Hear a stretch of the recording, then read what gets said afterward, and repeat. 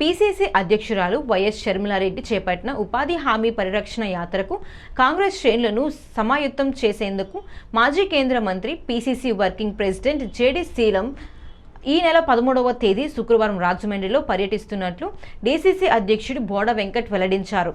స్థానిక టీనగర్లో ఉన్న కొవ్వూరి శ్రీనివాస్ కార్యాలయంలో గురువారం జరిగిన మీడియా సమావేశంలో బోడా వెంకట్ మాట్లాడుతూ దాన్వాయిపేట అన్నపూర్ణ మెస్ వద్ద నుండి ఎస్టీ ఫంక్షన్ హాల్లో శుక్రవారం మధ్యాహ్నం 3 గంటలకు జిల్లాలోని కాంగ్రెస్ నాయకులు, పోటీ చేసిన అభ్యర్థులు, కోఆర్డినేటర్, నియోజకవర్గ మండల నాయకులతో జరిగే సమావేశానికి హాజరవుతారన్నారు. మార్చి మొదటి వారంలో జరిగే షర్మిలారెడ్డి యాత్ర విజయవంతం చేయడానికి కాంగ్రెస్ శ్రేణులందరూ తరలి రావాలని పిలుపునిచ్చారు. 2 నియోజకవర్గాల్లో షర్మిలారెడ్డి సమావేశాలు నిర్వహిస్తారని వివరించారు. సిడబ్ల్యూసి సభ్యుడు, పార్లమెంట్ ఇన్ఛార్జ్ గిడుగు రుద్రరాజ్ కూడా ఆయన వెంట ఉంటారన్నారు. కాంగ్రెస్ పార్టీ బలోపేతమే లక్ష్యంగా తాను పనిచేసుకుంటూ పోతారని, ఇకపై ఎవరేం మాట్లాడినా స్పందించబోనని స్పష్టం చేశారు.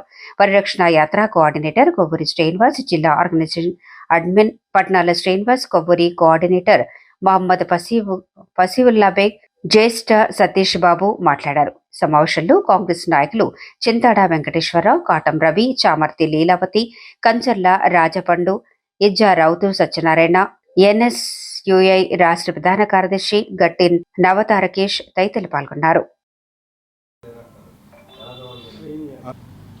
ముఖ్యంగా ఆయన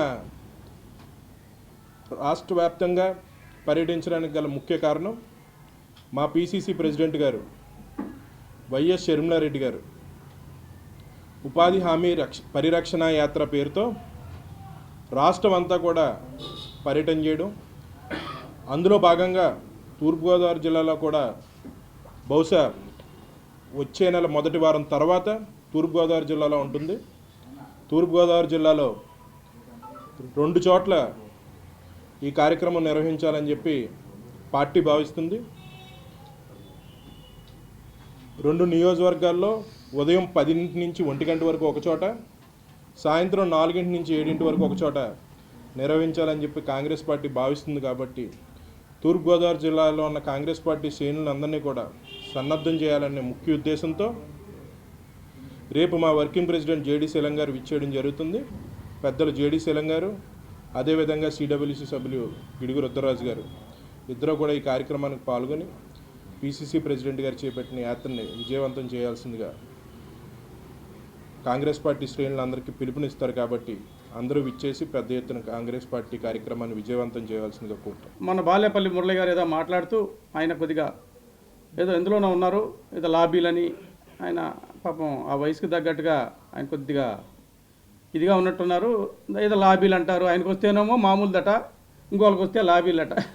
తెలిసి తెలియని మాటలు ఆయన వయసుకి కరెక్ట్ కాదని నేను భావిస్తూ ఉన్నాను. అలానే ఆయనకి ఫోన్లు నేను చేశాను. ఆ రోజున ఇది జరుగుతూ ఉంది పట్టణంలోనే, ఆయన ఫోన్ చేస్తే ఆయన ఎత్తలేదని నేను ఫోన్ చేశాను. ఆ రెండింటిని కూడా ఫోన్ చేశారు అంటున్నాడు తప్ప నేను ఎత్తలేదు, దాన్ని మరోటి ఆయన చెప్పలేకపోతా ఉన్నారు.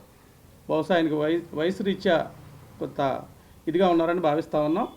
ఏదైనా ఆయనే ఆ గ్రూపుల కోసం లేని అధ్యక్షుని ఉన్నారని ఊహించుకోవడం కోసం ఒకరోజు ప్రెస్ మీట్లోనేమో మాజీ అధ్యక్షులు అంటారు, రెండో రోజు ఏమో అధ్యక్షులు అంటారు.